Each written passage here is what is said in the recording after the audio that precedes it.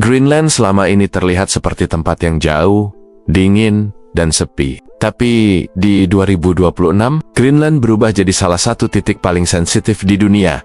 Sekarang bayangin skenario ini. NATO mengirim pasukan ke Greenland untuk menghadapi Amerika. Pertanyaannya cuma satu.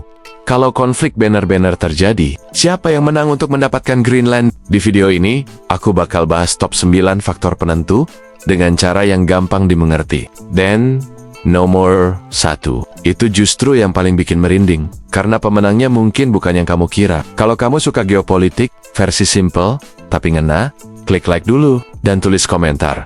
Greenland itu lebih penting buat Amerika atau NATO? Oke, kita mulai dari nomor 9. Top 9 faktor penentu siapa unggul kuasai Greenland? 2026 yang ke-9. Jarak dan kecepatan logistik, Amerika lebih dekat. Faktor pertama paling dasar, jarak dalam konflik geopolitik. Jarak itu bukan sekadar peta jarak menentukan siapa yang bisa bergerak lebih cepat, lebih murah, dan lebih stabil. Greenland itu secara geografis dekat dengan Amerika Utara.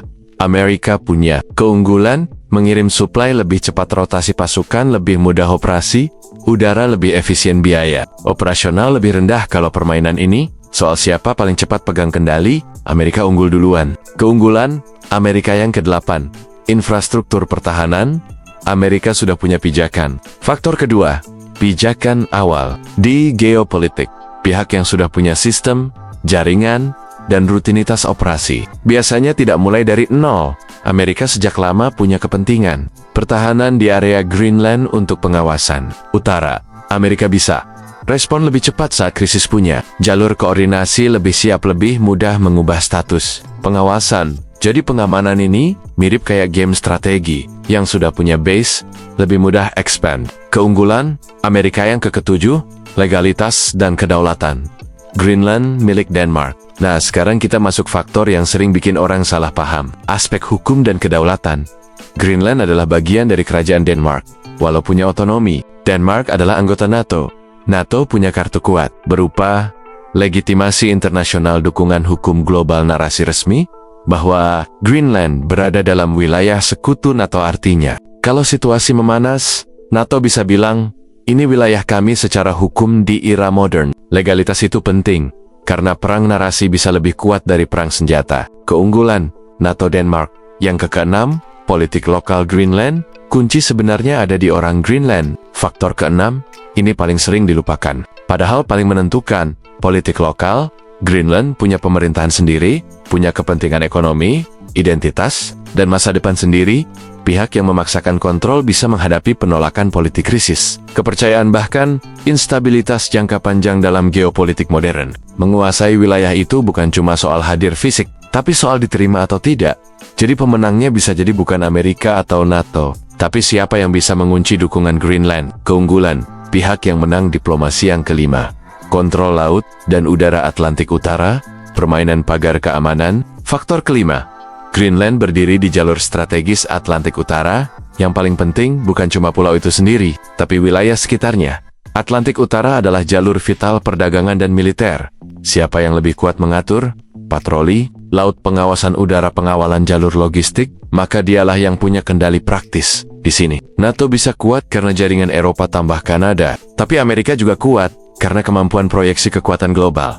Ini biasanya bukan menang telak, tapi pertandingan stamina. Keunggulan relatif seimbang. Yang ke-4, ekonomi dan tekanan sanksi. Siapa lebih tahan rugi? Faktor ke-4, dalam dunia nyata, perebutan wilayah jarang murni militer, lebih sering ditentukan ekonomi. NATO adalah gabungan banyak ekonomi besar. Amerika juga ekonomi terbesar. Skenario pecahnya Barat akan memunculkan tekanan, perdagangan, sanksi, balasan pembekuan, kerjasama industri, gangguan rantai pasokan. Kalau krisis berlangsung panjang, pertanyaannya berubah jadi, siapa yang lebih tahan rugi dan lebih mampu mengendalikan opini publik? Keunggulan tergantung kondisi domestik masing-masing. Yang ke-3, sumber daya Greenland. Siapa menguasai masa depan energi dan mineral? Faktor ke-3, Greenland bukan cuma lokasi, tapi juga potensi sumber daya. Greenland punya potensi besar mineral dan sumber daya strategis. Pihak yang punya akses dominan bisa dapat kontrol bahan mentah penting. Keunggulan industri masa depan dan kekuatan ekonomi jangka panjang. Karena pada akhirnya, pengaruh global itu sering ditentukan oleh satu hal. Siapa yang menguasai bahan baku teknologi dan energi. Keunggulan, pihak yang bisa investasi kontrol stabil yang kedua, rare earth, dan teknologi. Perang masa depan bukan senjata. Tapi chip, faktor nomor 2 adalah faktor paling 2026. Teknologi, rare earth, dan mineral kritis penting untuk chip. Baterai kendaraan listrik server, data center teknologi pertahanan modern kalau Greenland menjadi sumber alternatif penting. Maka siapa yang dominan di sana bisa memperkuat industri memperkuat senjata berbasis teknologi menekan lawan lewat supply chain di masa depan. Negara bisa kalah bukan karena kehabisan peluru, tapi karena kehabisan chip dan bahan baku. Keunggulan, pihak yang menang industri dan supply chain.